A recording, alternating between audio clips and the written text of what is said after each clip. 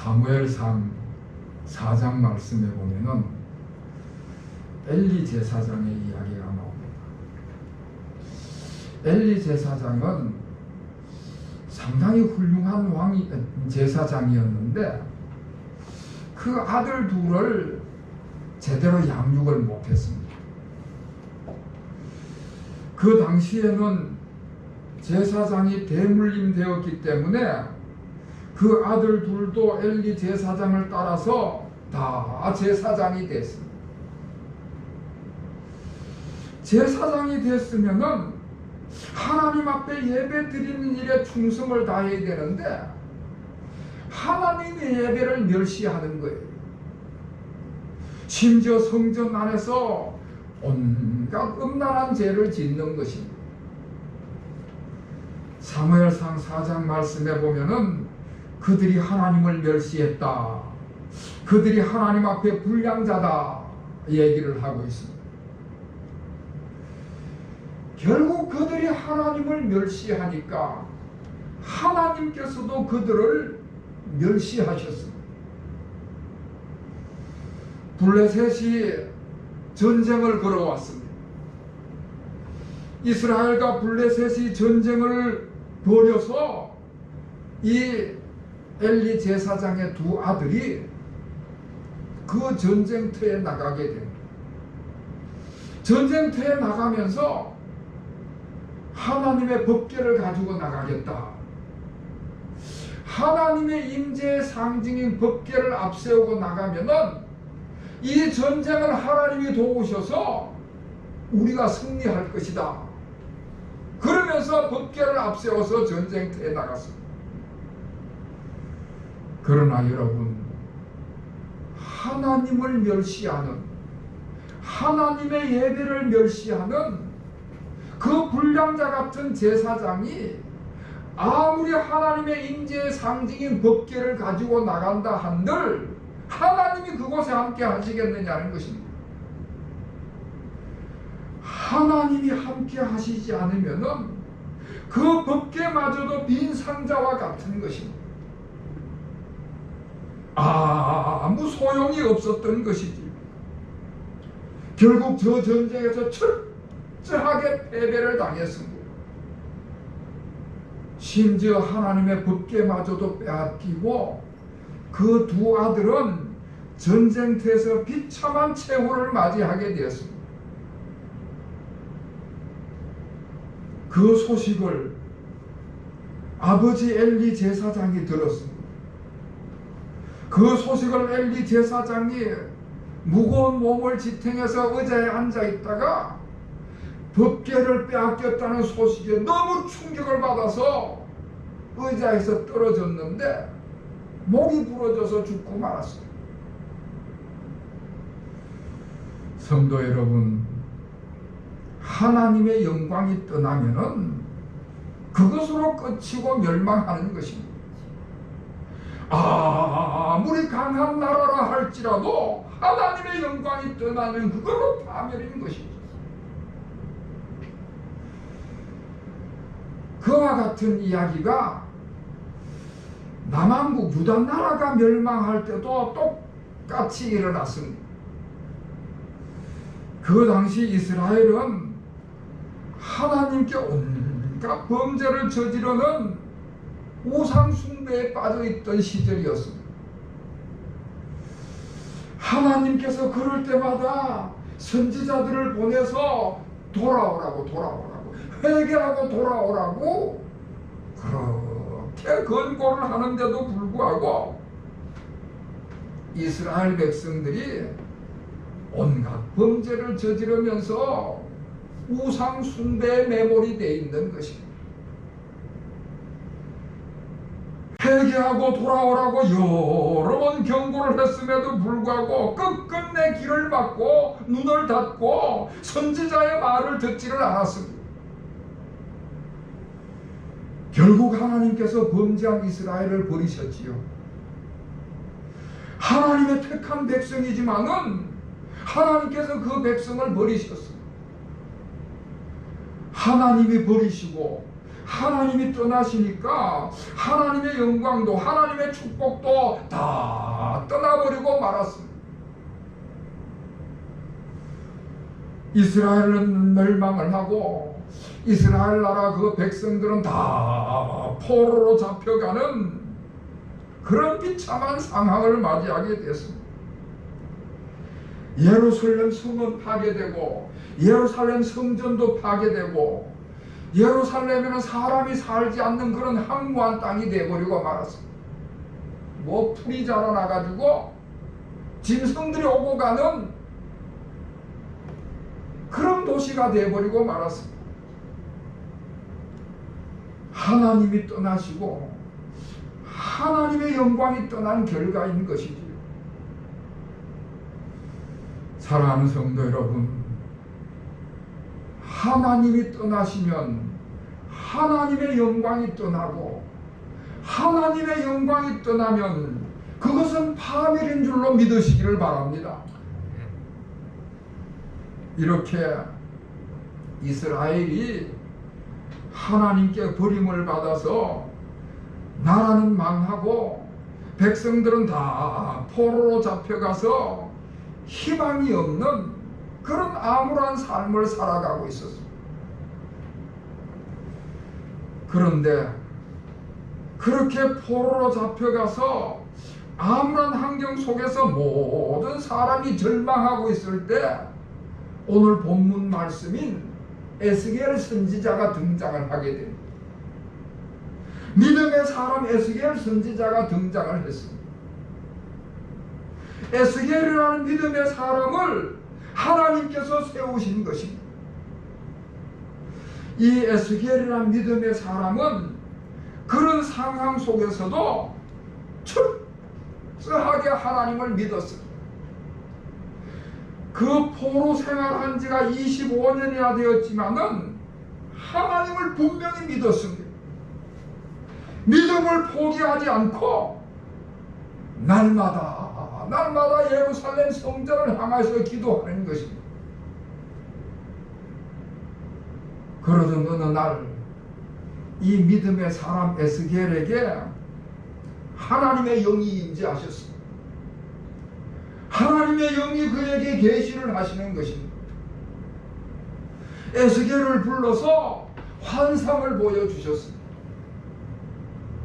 예루살렘 성을 보여주시고 예루살렘 성전을 보여주시고 예루살렘의 미래를 지금 황무한 폐허가 된 예루살렘 성이나 예루살렘 성전을 보여주시는 것이 아니라 새로운 예루살렘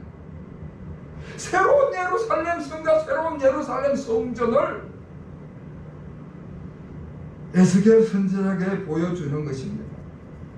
구체적으로 상세하게 에스겔을 데리고 구석구석 다니면서 보여주시는 것입니다. 25년 동안 황폐하게 내버려져서 사람은 사라지고 짐승들만 오가던 그런 땅인데 그곳을 완전히 새로운 성으로 변화시켜서 완전히 변화된 성전의 모습을 보여주시는 것입니다. 다시 말씀드리면은 에스겔에게 이스라엘의 희망을 보여주시는 것이죠. 이스라엘의 미래를 보여주시는 것이죠. 이스라엘의 비전을 펼쳐 보여주시는 것입니다.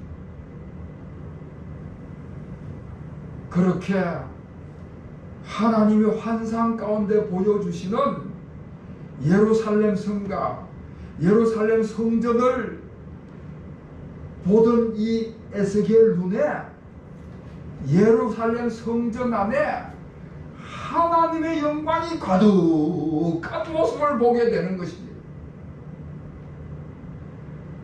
하나님의 성전, 하나님의 집이었지만은 하나님의 영광이 떠남으로 버려졌던 그런 성전인데 그 성전이 재건되면서 그 성전 안에 하나님의 영광이 가득 찬 모습을 체험하는 것입니다.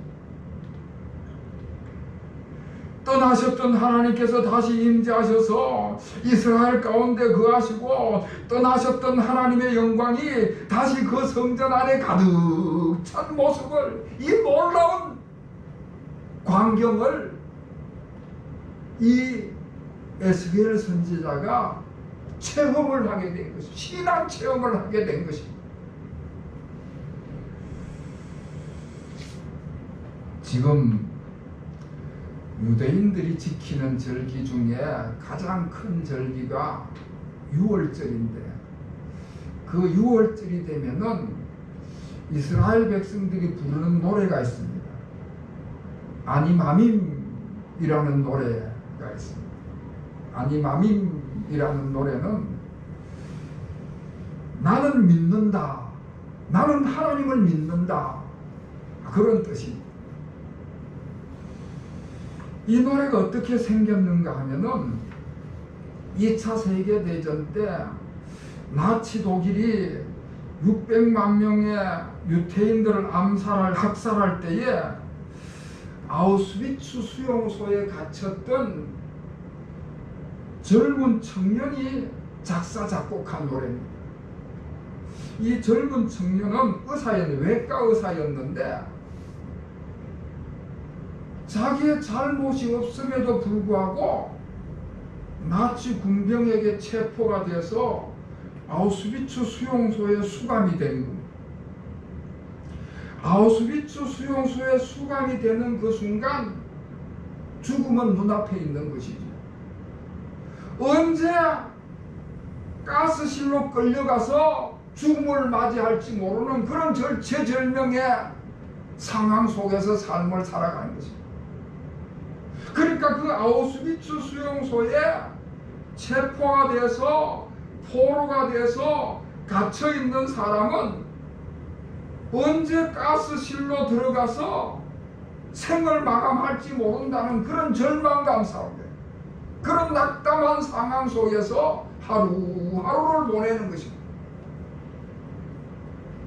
그런 상황 곳에서 이 젊은 의사 청년이 이런 생각을 합니다.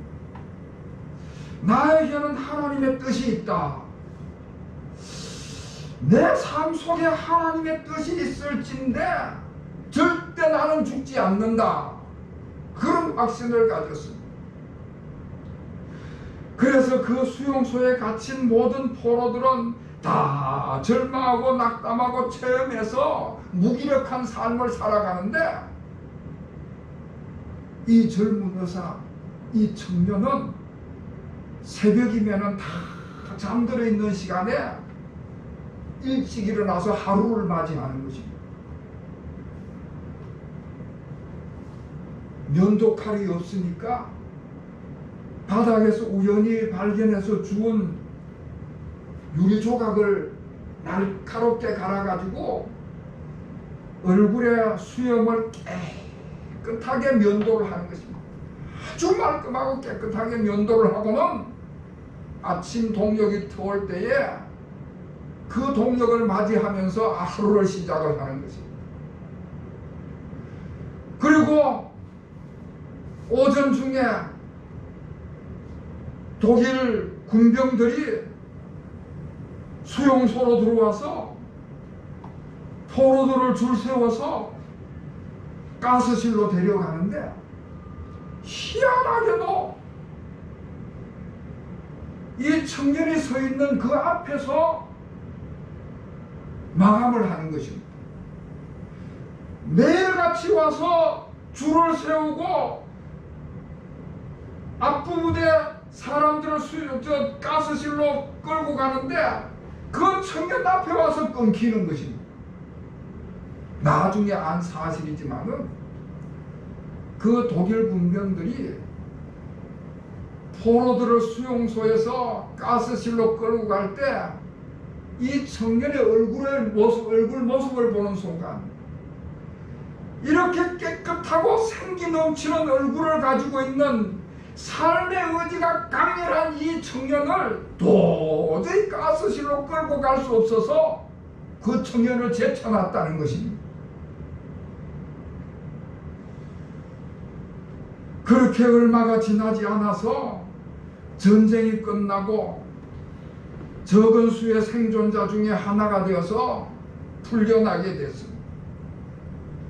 그렇게 풀려나서 수용소를 빠져나오면서 그가 그 수용소에서 작사 작곡한 아니마민이라는 노래를 부르는 것입니다. 나는 믿는다. 나의 주님이 나를 돕기 위해서 반드시 나를 찾아오리라는 사실을 나는 믿는다. 그런데 사람들은 너무 서두른다. 사람들은 너무 서둘러서 믿음을 포기한다. 여러분, 우리가 어떤 환경 속에서도 믿음을 포기하지 않으면 나는 믿는다. 나의 주님께서 나를 돕기 위해서 반드시 나를 찾아오리라는 사실을 분명히 믿는다. 이 분명한 믿음을 가지고 있으면 하나님의 영광이 우리에게 임재하고 우리는 하나님의 놀라운 능력을 체험하게 될 줄로 믿습니다. 이와 똑같은 경험을 사도 요한이 체험을 했습니다. 이와 똑같은 경험을 예수님의 제자 사도 요한이 체험을 했습니다. 사도 요한도 그 당시에 로마의 핍박을 받아가지고 체포가 돼서 저 밤모섬이라고 하는 지중해 그 한가운데 있는 외딴 밤모섬의 유배가 되었습니다. 절체절명의 순간을 맞이한 것이지요. 그런 상황 속에서도 낙심하지 않던 사도 요한에게 어느 날 하나님께서 환상을 계시를 환상을 보여주시는 것입니다. 여러분, 로마 군병에 체포가 되어서 핍박을 받아서 지중해 외딴섬 밤모섬이라고 하는 절체절명의 순간을 맞이한 사도 요한이 그때 하나님으로부터 받은 그 환상의 이야기가 오늘 우리가 가지고 있는 요한계시록의 이야기, 요한계시록 이야기. 사도 요한은 하나님의 환상을 통하여서 새하늘과 새 땅을 보게 됩니다. 거룩한 성 새 예루살렘을 보게 되는 것입니다. 하나님의 심판, 하나님이 내리는 재앙이 있고 난 후에 새하늘과 새 땅이 내려오는 것을, 새 예루살렘이 하나님으로부터 내려오는 환상을 보게 되는 것입니다. 그리고 하나님께서 그 하나님의 백성들을 친히 다스리시는데 다시는 눈물이 없고 다시는 사망이나 애통하는 것이 없고 곡하는 것이나 아픈 것이 다시 있지 않다. 할렐루야. 천국의 모습을 보게 되는 것입니다. 새 예루살렘이 얼마나 아름다운지, 그 새 예루살렘의 하나님의 영광이 얼마나 영광스러운지 새 예루살렘을 묘사를 하는데, 하나님의 영광이 찬란해서 그곳에는 달도 필요 없고 해도 필요 없고 별도 필요 없고 어떤 조명도 필요 없을 정도로 하나님의 영광이 그렇게 환하고 밝았다 이야기를 하고 있습니다. 그리고 요한계시록을 읽어보면요, 장차 우리가 임하게 될 그 전국의 모습을 묘사를 하는데, 세상에 가장 희한 보석들, 가장 아름다운 것들, 가장 보배로운 것들로 그렇게 묘사를 하고 있습니다. 그런데 여러분, 중요한 것은 사도 요한이 하나님의 나라 새 예루살렘을 보고 그것을 묘사를 할 방법을 찾다가 인간 세상에서 최고의 것들로 묘사를 했지만은 진정한 천국은 그런 보배로운 것들이 있어서 진정한 천국이 아니라 하나님이 계시는 곳이기 때문에 천국인 줄로 믿으시길 바랍니다. 천국은 하나님이 계시기 때문에 하나님의 영광이 가득한 곳인 것이지, 어떤 모양으로 만들어졌느냐는 것이 중요한 것이 아니고 하나님이 함께 계시느냐, 이것이 중요한 것입니다. 그래서 여러분, 하나님이 함께 계시면 어떤 환경이라도 천국이 될 것이고, 하나님이 함께 계시지 않으면 아무리 좋은 환경이라도 지옥이 되는 것으로 믿으시기를 바랍니다. 아멘. 하나님이 함께 계시는 것이 중요한 것이지. 에스겔이, 다시 본문으로 돌아와서 에스겔이 새 예루살렘에 하나님이 함께 계시고 하나님이 영광이 가득 찬 것을 보고는 그 놀라운 광경, 그 새로운 예루살렘의 성의 이름을 짓는데, 오늘 40절에 뭐라고 이름을 짓는가 하면 여호와 삼마, 그렇게 이름을 지었습니다. 여호와 삼마라고 하는 것은 하나님께서 그곳에 계신다. 할렐루야. 하나님이 계시는, 하나님이 임재하시는 도시다, 그런 말씀이죠. 사랑하는 성도 여러분, 에스겔은 포로 생활하는 사람이었고 암울한 시대에, 절망적인 시대의 삶을 살아가는 사람이었습니다. 그러한 때에 하나님께서 에스겔에게 계시를 보여주시고 하나님이 거기 계신다는 확신을 보여주시고, 하나님이 그들을 버리신 것이 아니라, 하나님께서 버리셔서 그들이 고통을 당하는 것이 아니라, 그들이 당하는 그 고통 속에서도 하나님이 분명히 계신다는 사실을 발견하게 된 것입니다. 가장 암울한 시대에 희망을 본 것이지. 아직도 포로된 그 환경 속에 삶을 살아가고 있지만은 하나님이 함께 계신다는 사실을 분명히 믿으면서 그런 포로 생활 중에서도 분명한 하나님의 희망을 보게 된 것입니다. 사랑하는 성도 여러분, 우리들의 삶 속에도 여호와 삼마 되시는 하나님께서 분명히 함께 계시는 사실을 믿으시기를 주의 이름으로 축원합니다. 그래서 오늘 본문에 문이 사방으로 3개씩 12개가 있는데 각 이스라엘 12지파의 이름을 따라서 문을 이름을 붙인 것을 볼 수 있습니다. 그러니까 그곳은 하나님의 백성이 사는 곳이다, 그런 뜻입니다.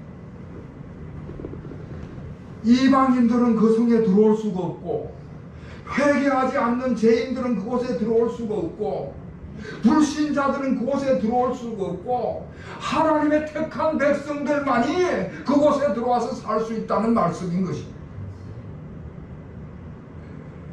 하나님과 바른 관계를 가진 백성, 하나님과 친밀한 관계를 가진 백성, 그 성에 들어와서 살 수 있다는 것을 말씀해 주고 있습니다.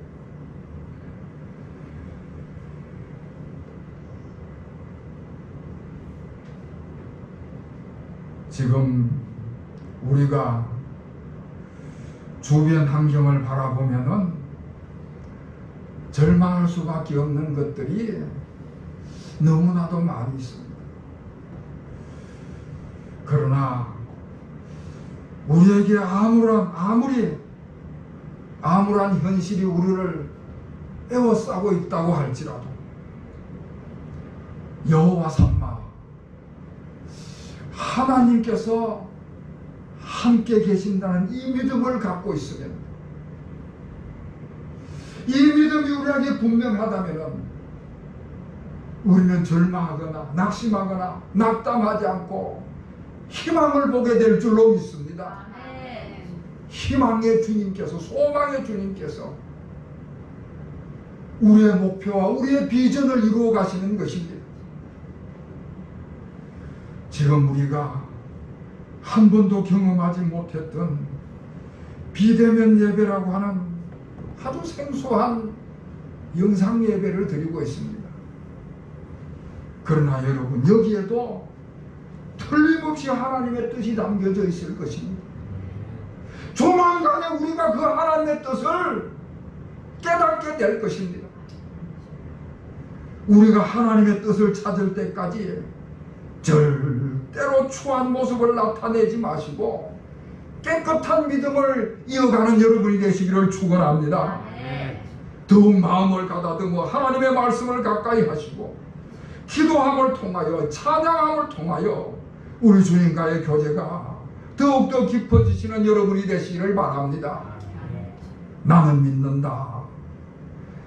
나의 주님이 나를 돕기 위해서 반드시 나를 찾아오리라는 사실을 나는 믿는다. 이 믿음을 갖고 승리하시는 우리 모든 성도들이 되시기를 주님의 이름으로 축원합니다. 기도하겠습니다. 하나님 아버지, 암울하고 절망적인 환경 속에서 여호와 삼마 하나님께서 여기 계신다. 놀라운 희망을 본 에스겔처럼 저희들의 삶 속에서도 날마다 여호와 삼마를 경험하게 하여 주시옵소서. 하나님께서 우리와 함께 계시는 것을 분명히 보게 하여 주시옵소서. 하나님께서 우리와 함께 계심으로 하나님의 영광을 보며 하나님의 축복을 누리며 하나님이 주시는 희망을 바라보는 저희들의 모든 삶이 되게 하여 주시옵소서. 예수 그리스도의 이름으로 간절히 기도하옵나이다. 아멘.